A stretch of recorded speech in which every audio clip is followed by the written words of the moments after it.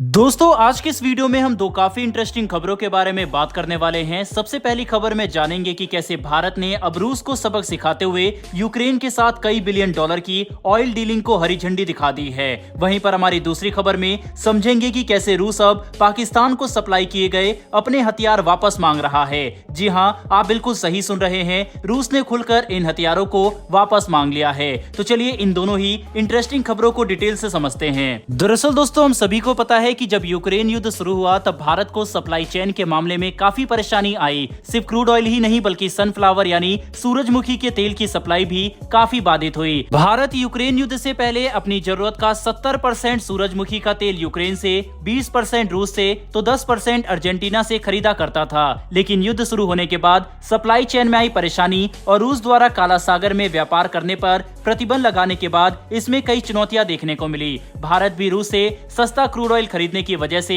Ukraine के साथ trade शुरू करने पर ज्यादा दबाव नहीं बना रहा था और हम शांत बैठ गए। बता दें कि उस वक्त रूस भारत को हर बैरल क्रूड ऑयल पर 20% का डिस्काउंट ऑफर करता था, जिससे हम काफी खुश थे। लेकिन बाद में अचानक से रूस ने इस डिस्काउंट को सऊदी अरब के बहकावे में आकर मात्र 3 से 4 डॉलर प्रति बैरल तक कर दिया।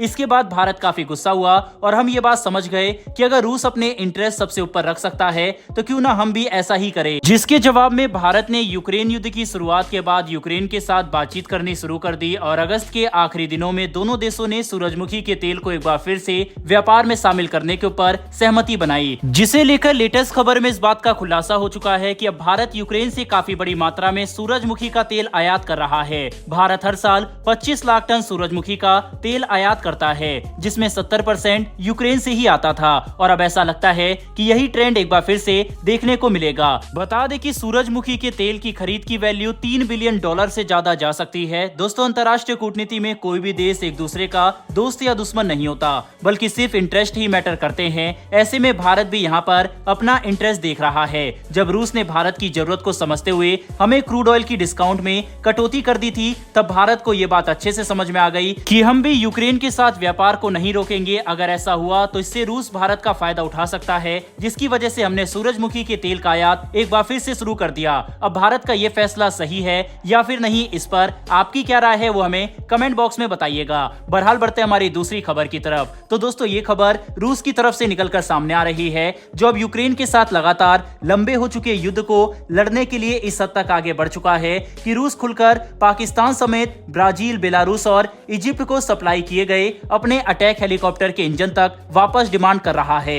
आप बिल्कुल सही सुन रहे हैं, रूस ने पाकिस्तान से लेकर इन सभी देशों से रिक्वेस्ट की है कि जो भी अटैक हेलीकॉप्टर के इंजन रूस ने इन्हें सप्लाई किए हैं वे इन्हें वापस कर दे, क्योंकि रूस को यूक्रेन से लड़ने के लिए इनकी जरूरत है। बता दें कि 2015 में हुई एक डील के तहत रूस को पाकिस्तान के लिए अटैक हेलीकॉप्टर सप्लाई करने थे, लेकिन इनकी संख्या लिमिटेड है, जिनकी डिलीवरी 2018 से शुरू कर दी गई थी। ऐसे में रूस चाहता है कि पाकिस्तान इन अटैक हेलीकॉप्टर के इंजन वापस कर दे, जिनका इस्तेमाल रूस यूक्रेन के खिलाफ कर सकता है।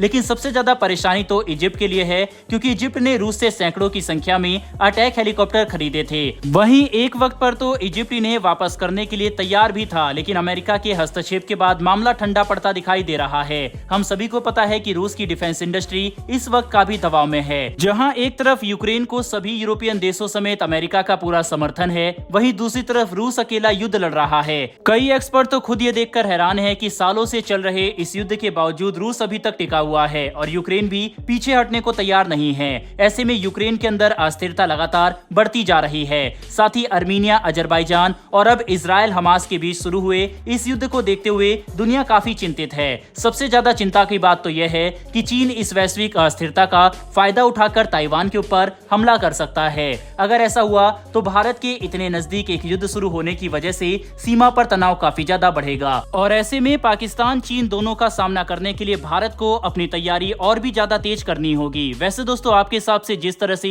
रूस ने इन देशों से अपने इंजन को वापस मांगा है, क्या भारत को अब आने वाले समय में रूस से हथियारों की खरीद कम करनी चाहिए? क्योंकि हम देख रहे हैं कि MS-400 की डिलीवरी में भी देरी का सामना कर रहे हैं। ऐसे में क्या भारत को रूस की बजाय अमेरिका जैसे देशों पर हथियारों की खरीद पर भरोसा करना चाहिए या फिर नहीं? आप इसके बारे में क्या सोचते हैं? अपनी राय कमेंट बॉक्स में लिखकर जरूर बताइएगा। साथ ही हमारी आने वाली डेली वर्ल्ड अफेयर्स और डिफेंस से जुड़ी ऐसी वीडियो वीडियो के लिए नीचे दिए गए सब्सक्राइब बटन को प्रेस कर बेल आइकन को जरूर दबा लें, जिससे हमारी डेली वीडियो आप तक सबसे पहले पहुंच सके। फिर मिलेंगे ऐसी एक नई वीडियो के साथ। धन्यवाद। जय हिंद।